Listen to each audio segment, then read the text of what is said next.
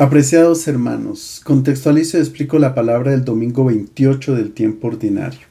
La primera lectura está tomada del libro de la Sabiduría, capítulo 7, versículos 7 a 11. Es posible que alguna vez hayamos escuchado las leyendas del famoso rey Midas, un personaje que existió por el año 700 a.C. en la región de Frigia, en lo que hoy es Turquía. Caracterizado este personaje por tomar decisiones apresuradas y estúpidas y también por el aprecio y el amor al dinero, concretamente al oro. Una vez se dice que el dios de la montaña lo nombró árbitro entre la flauta del dios Pan y la lira del dios Apolo. El rey Midas atribuyó la victoria a la flauta del dios Pan de una manera precipitada, de tal manera que el dios Apolo le hace salir orejas de burro para significar la insensatez de esta decisión. Otra leyenda dice que el dios Dionisio le dice al rey Midas que pida un deseo. El dios Dionisio le debía un favor a este rey. Entonces él inmediatamente pidió que todo lo que tocara se convirtiera en oro. Y así fue, Dionisio le concedió este deseo. Cuando el rey Midas llegó al palacio, todo se convertía en oro. El problema más grave fue cuando él tuvo que alimentarse, porque la comida se le volvía oro y la bebida se le volvía oro fundido, y entonces no podía alimentarse y estaba destinado a la muerte por la avaricia. De estos mitos se ríe solamente quien no se da cuenta que están reflejando nuestra realidad. Somos nosotros quienes, ante el sonido de la lira de Apolo, símbolo de la armonía, el equilibrio de las pasiones, la moderación, y la melodía de la flauta del dios Pan, un instrumento de seducción y de estímulo para los excesos, preferimos la flauta. El frenesí insaciable de oro, la codicia de los bienes, la idolatría del dinero, son fuentes de preocupación y ansiedad, ahogan y hacen la vida imposible, pero aún así siguen siendo considerados por muchos como objetivos por los que vale la pena vivir. Todo lo que se toca, la profesión, la investigación científica, los animales, la familia, los negocios, etc., hasta la misma religión, a veces, todo es apreciado si produce oro. Esta es una locura. El hombre de orejas de burro era considerado por los sabios de la antigüedad como un loco, y así ha sido juzgado por Jesús, quienes hacen de la acumulación de bienes el sentido de su existencia.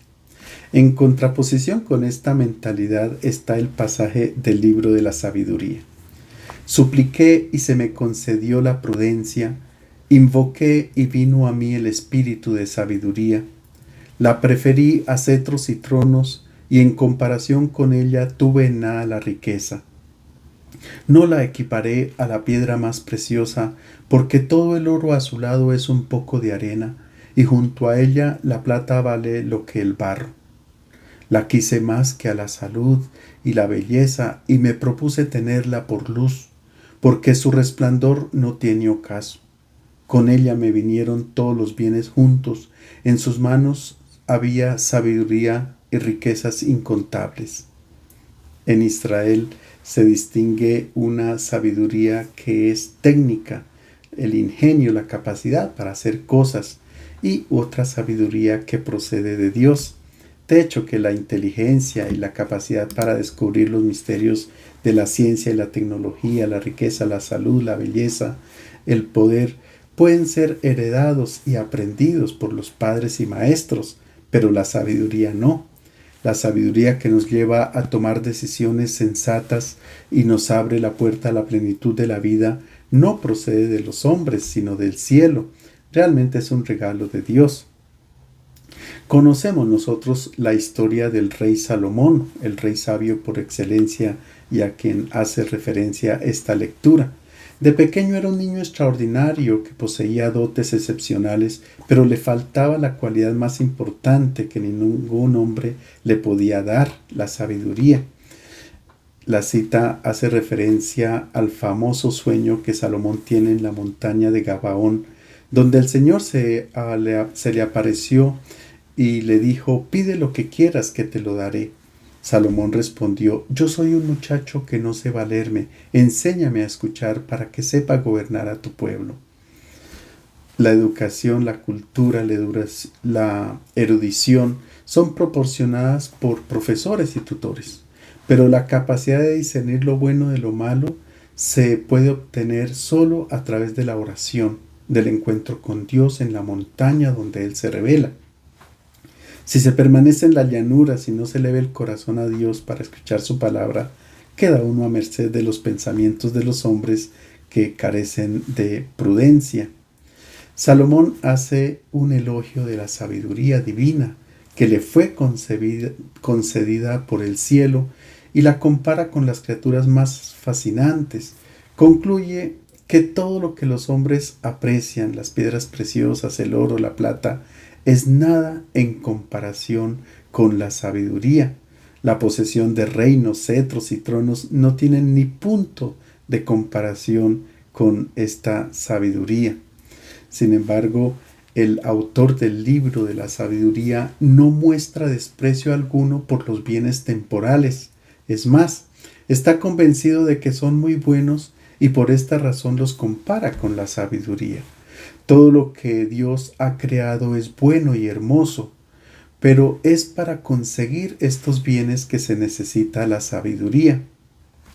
El que se hace sabio, el que aprende a dar a las criaturas su justo valor y toma decisiones de acuerdo con el plan de Dios, obtiene la verdadera felicidad. La segunda lectura está tomada de la carta a los Hebreos, capítulo 4, versículos 12 a 13. Por lo general, nuestras conversaciones, a pesar de tratar temas importantes, son vacías, producen poco fruto, no transforman el corazón humano. Totalmente distinta es la palabra de Dios. El autor de la carta a los Hebreos enumera unas características de esta palabra. La palabra de Dios es viva y eficaz, y más cortante que espada de dos filos. Penetra hasta la separación de alma y espíritu, articulaciones y médula, y discierne sentimientos y pensamientos del corazón. No hay criatura oculta a su vista, todo está desnudo y expuesto a sus ojos. A ella rendiremos cuentas. La primera característica de la palabra es que es viva y eficaz, porque en sí ella tiene vida, tiene espíritu, tiene el poder de Dios, y una vez que sale de la boca del Señor, siempre produce algún efecto. El profeta Isaías en el capítulo 55 la compara con la lluvia que cae del cielo y que no regresa sin haber fecundado la tierra y haber hecho producir el fruto para lo cual fue enviada. Si nuestras comunidades permanecen siempre lo mismo, si la vida de nuestras familias no mejora, es posible que se debe a que se anuncia la palabra no de una manera eficaz ni viva, sino más bien lo que anunciamos es sabiduría humana, el pensamiento de los hombres. También una segunda característica de la palabra es que es aguda y penetrante, más que una espada afilada. Es decir, la palabra es dura e inflexible, no se deja doblegar por vientos de nuevas doctrinas y penetra inexorable hasta lo más íntimo de quien la escucha. No es una pluma que acaricia. Finalmente, una tercera característica es que la palabra es juez de toda acción. La palabra que deja tranquilos y en calma, que no molesta, que le permite convivir con los malos hábitos, manías, animosidad, resentimientos, no es palabra de Dios. El Evangelio está tomado de San Marcos capítulo 10 versículos 17 a 30. Se trata del encuentro de Jesús con un hombre que poseía muchos bienes. En aquel tiempo, cuando Jesús se puso en camino, llegó uno corriendo, se arrodilló ante él y le preguntó: Maestro bueno, ¿Qué debo hacer para heredar la vida eterna? Marcos nos presenta a un hombre sin saber quién es, pero más adelante sabremos que se trata de un rico. La forma como se encuentra con Jesús es bastante significativa porque se postra ante sus pies. Y solamente hay dos personajes en el Evangelio que hacen lo mismo. El primero es el endemoniado de Gerasa, que estaba atormentado por una legión que lo hacía cometer acciones deshumanas. Y el otro personaje es el leproso, que se bota a los pies de Jesús para que lo limpie de la lepra. Así que este hombre se comporta como si tuviera dentro de él un demonio o algo impuro como una lepra, y tiene necesidad de ser liberado inmediatamente por parte de Jesús. ¿Qué es lo que él tiene? Él tiene un demonio muy peligroso, que es el apego a los bienes de este mundo, que lo hacen perder la cabeza. Cierra el corazón a los sentimientos y lo aísla, lo hace ver, no lo deja ver más allá del mismo dinero. Es como una lepra que aísla a la persona. Si a alguien se le deseara un mal, tendría que deseársele que se volviera muy rico, porque entonces así se deshumaniza totalmente. Por el afán de tener bienes en este mundo, las personas abandonan la fe y se comportan de manera deshumana. Ante una enfermedad física, nosotros acudimos a un médico, y si hay una enfermedad mental, vamos al psicólogo, al psiquiatra, pero buscamos a alguien que nos ayude a solucionar el problema. Este hombre corre inmediatamente donde Jesús porque está sufriendo. Tiene un dolor que procede de una dimensión interna, que es el apego a los bienes, que no lo deja ser satisfecho a pesar de que no le falte nada. Lo llama didáscale agathé, maestro bueno. Realmente la expresión es maestro insigne, porque ha entendido que solamente una persona así lo puede curar de su enfermedad. Tal vez se había dirigido ya a las autoridades religiosas de Israel y le habrían dicho que tenía que hacer más limosna, o hacer una buena acción, una buena obra, o que tenía que intensificar la oración, pero esto no resolvía el problema.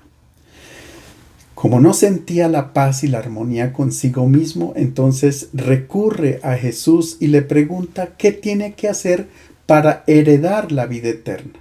Muchas personas podrían buscar a Jesús para que les regale algo material, pero este hombre busca algo bello, la vida eterna.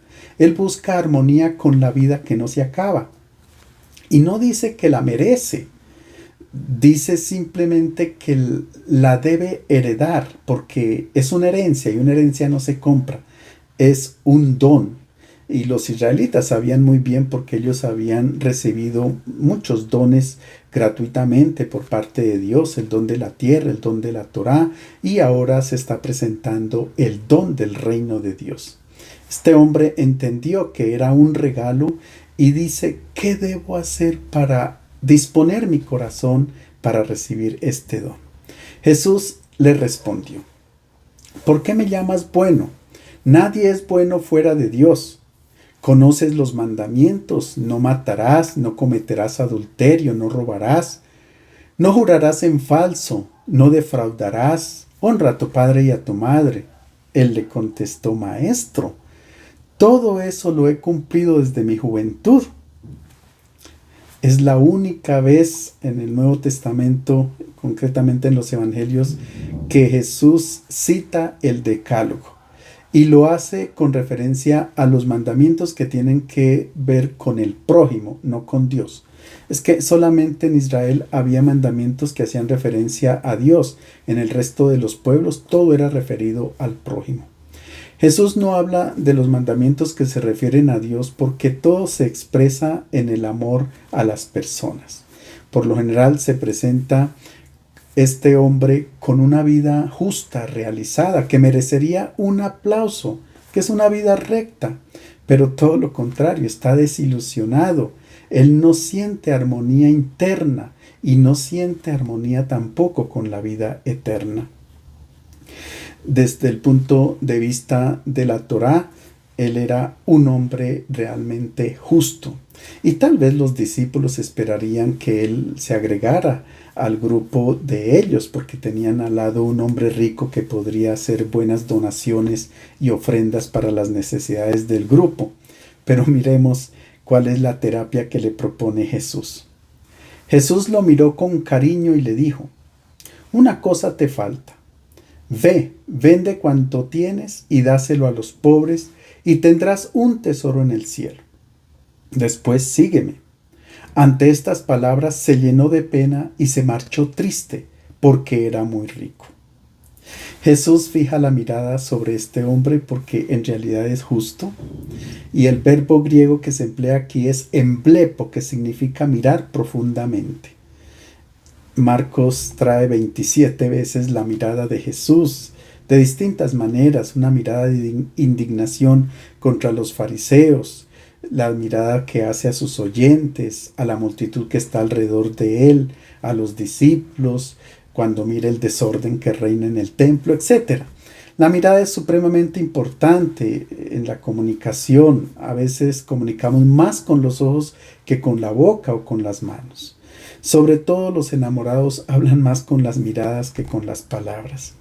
Con la mirada podemos hacer mucho bien, pero también mucho daño, dar alegría o causar tristeza.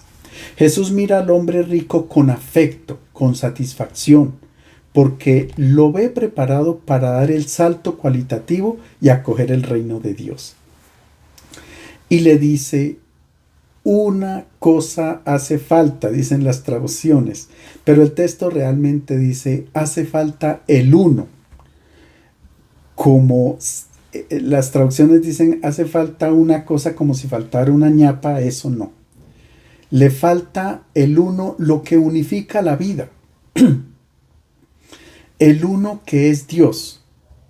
Él tiene como uno a los bienes materiales, pero le falta el uno que es el que le da sentido a la vida, Dios.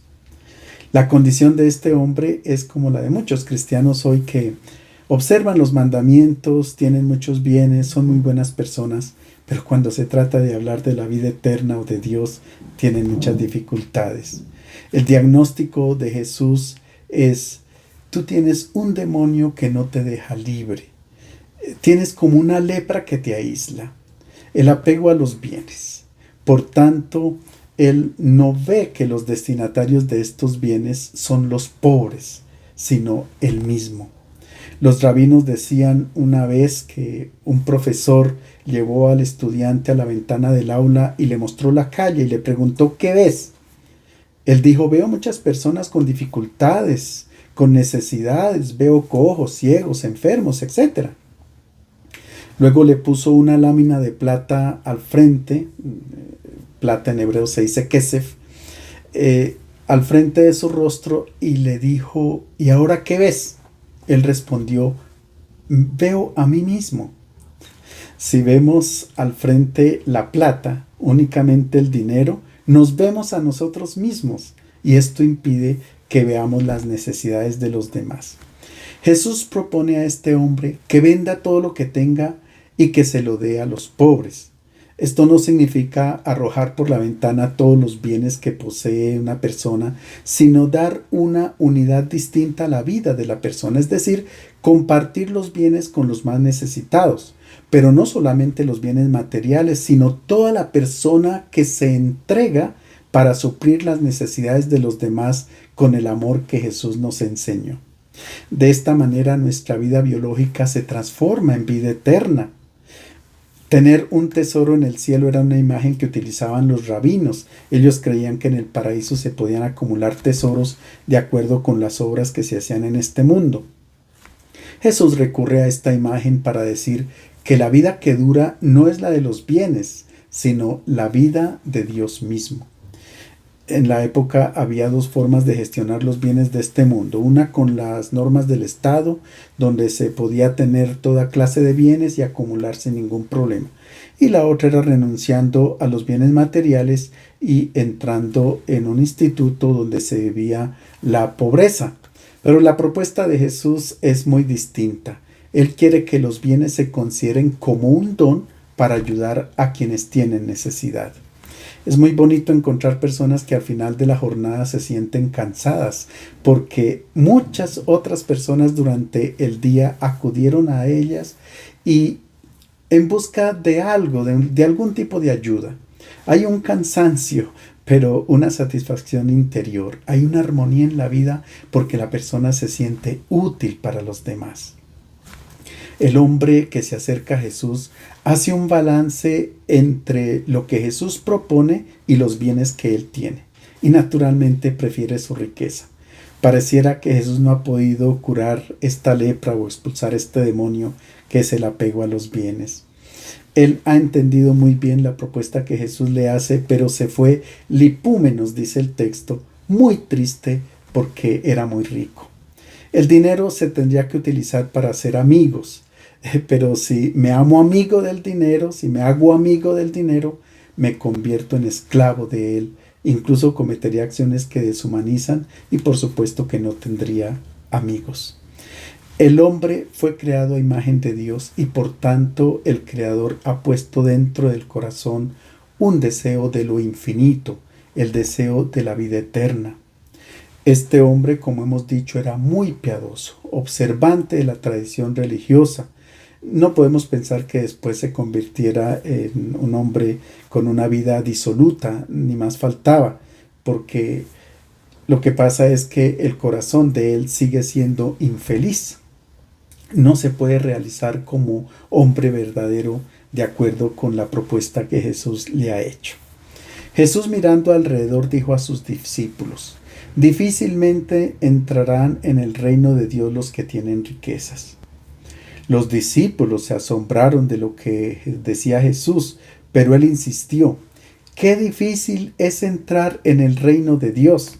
Es más fácil para un camello pasar por el ojo de una aguja que para un rico entrar en el reino de Dios. Ellos, llenos de asombro y temor, se decían: entonces, ¿quién puede salvarse? Jesús los quedó mirando y les dijo: para los hombres es imposible, pero no para Dios, porque para Dios todo es posible. Después de que el hombre se va triste, creo que se ha creado un ambiente de silencio, y Jesús aprovecha ese silencio para mirar también de manera profunda a sus discípulos. Como decía antes, ellos esperarían que este hombre se uniera al grupo y así tenían un rico al lado. Pero Jesús dice que no se entra en el reino de Dios si no se acoge la lógica de la donación de los bienes en el amor. El apego a los bienes es el impedimento más grande para acoger el reino de Dios, porque se convierte el dinero en un ídolo, en un Dios, y así como le pedimos cosas a Dios, también se le piden cosas al dinero, y Él nos va concediendo todo de acuerdo a la lógica de este mundo. Jesús pone una comparación, dice: es más fácil que un camello pase por el ojo de una aguja que un rico entre en el reino de los cielos. Hay muchas interpretaciones. Una puerta de la muralla de Jerusalén tenía la forma del ojo de una aguja y era muy difícil que un camello pasara por allí, pero al fin y al cabo pasaba. Y hay otra explicación, y es que se trata más bien de una cuerda gruesa que es difícil que pase por el ojo de una aguja, porque las palabras en griego son sinónimas. Pero es mejor mantener la imagen paradójica utilizada por Jesús, que nos habla de una decisión imposible. El desprendimiento de todo lo que se posee exige un acto de generosidad que solo un milagro de Dios puede ayudar a lograrlo. Los discípulos inmediatamente permanecen perplejos, diciendo: entonces, ¿quién se puede salvar? No significa la salvación eterna, ir al paraíso, no. Se trata de dejarse salvar por la palabra del Señor, es decir, dejarse liberar del demonio o de la lepra, que es el apego de los bienes de este mundo. Con el verbo emblepo se dice que Jesús mira dentro de los corazones de los discípulos y les dice: para Dios todo es posible. La palabra del Evangelio tiene una fuerza prodigiosa. Por tanto, si se escucha y se deja que entre en el corazón, humaniza y libera de cualquier apego. Pedro entonces le dijo: mira, nosotros hemos dejado todo y te hemos seguido. Jesús le contestó: les aseguro que todo el que deja casa o hermanos o hermanas o madre o padre o hijos o campos por mí y por la buena noticia, ha de recibir en esta vida 100 veces más en casas y hermanos y hermanas y madres e hijos y campos, en medio de las persecuciones y en el mundo futuro la vida eterna. Pedro toma la palabra y dice: nosotros lo hemos dejado todo y te hemos seguido. ¿Qué recompensa esperamos? Jesús asegura una recompensa enumerando 7 personas o cosas de las cuales el discípulo está llamado a desprenderse. Y dentro de estos bienes que hay que renunciar están los familiares. La razón es sencilla. El don de los bienes que Jesús nos dice que hay que distribuir se debe hacer incluso a los enemigos. Se deben dar bienes incluso a los que nos hacen daño. Por tanto, hay que despegar el corazón de un pequeño mundo que es la propia familia. Es decir, abrir el corazón a la familia universal. El que piensa en sí mismo, en su propia mujer y en sus propios hijos, todavía es egoísta, porque es incapaz de ver más allá de su casa. Es que el corazón del hombre está hecho para un amor universal. Hay otro detalle. Dentro de este grupo de personas no se dice que se debe dejar la mujer. La razón es porque los apóstoles realizaron la misión con sus esposas o con el consentimiento de ellas, como dice Pablo en la primera carta a los Corintios capítulo 9. Es decir, la predicación del Evangelio no exime de los deberes familiares, pero tampoco la familia puede condicionar la decisión del amor universal que se le pide al discípulo. El texto también dice que para ser discípulo se debe renunciar al Padre, pero en la recompensa del 100 por 1 o del 100% no aparece el Padre. La razón es porque el padre biológico era el signo de la tradición, aquel que daba las normas de vida y el punto de referencia para tomar las decisiones en la familia. Ahora el discípulo de Cristo tiene un solo Padre. No tiene ningún otro maestro a quien asemejarse, sino al único Padre que es el que está en el cielo. Les deseo un feliz domingo.